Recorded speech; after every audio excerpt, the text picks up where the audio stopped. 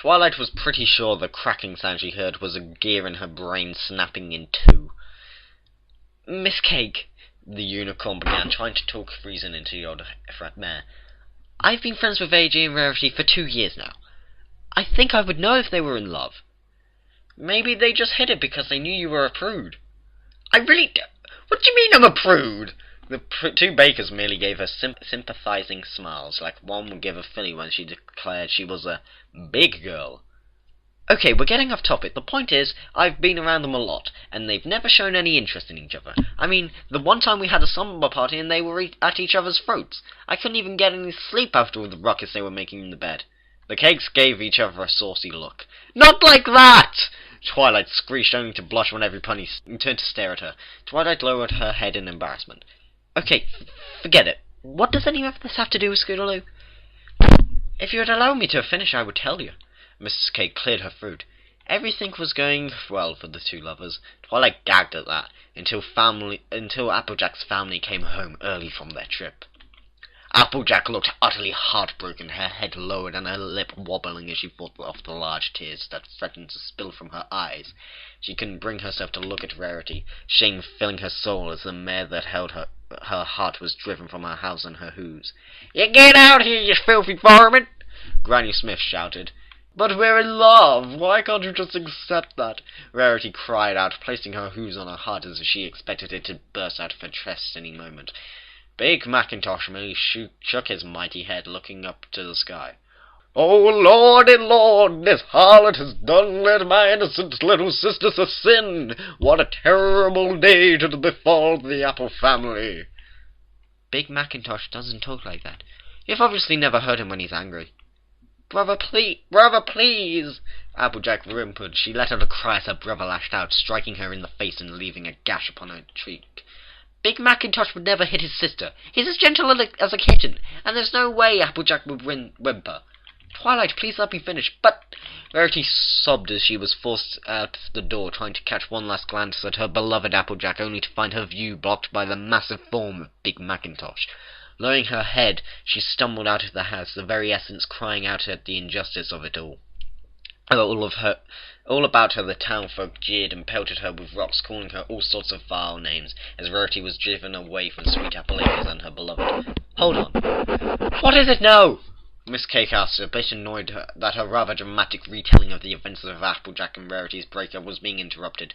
It was so hard to find a polite audience nowadays. "Let's assume that you're right and Applejack and Rarity are in love."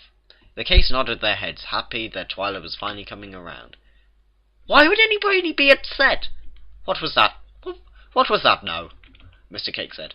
"Why would any pony be angry? Gay marriage has been legal in Equestria for 300 years, and even before that, gays and lesbians were accepted by other ponies. I mean, Mayor Mare has been happily married to a wife for 10 years, so why would the town turn out to jeer at Rarity?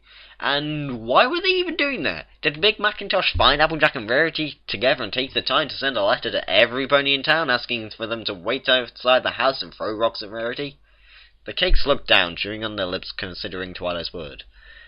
"You know, I'm not really sure that's just how the story goes." "You weren't there?" Twilight said, her eye twitching. "Well, no, but we heard about it from someone pony that heard it from some other ponies whose father's best friend was there." Mr. Cake pursed his lips in thought. "That made sense, right?" "About as much sense as this story," Twilight growled. "Oh, good." Slamming her head against the table was looking better and better. "Now then," Miss Cake said, taking control of the conversation once more. "Big Macintosh, that horrid brute, refused to let Applejack out of his sight for nearly a year. Applejack longed to seek a way to see Rarity, but she could never find the chance. Finally, the day came where she was able to get a few hours to herself, and she rushed to see her love. "Oh, my precious diamond!" Applejack exclaimed, nearly collapsing at Rarity's feet as she burst into the unicorn shop. "How I've longed to see you after these many months. I knew each night as my dreams brought me visions of you that our hearts beat together in one, and it was the power of love that kept me going." Rarity placed her hooves on it over Applejack's tears in her eyes as she drawled out, "I'll say, Sugarcube, I done long for you for many days now myself." "Miss Cake, I think you got the mix."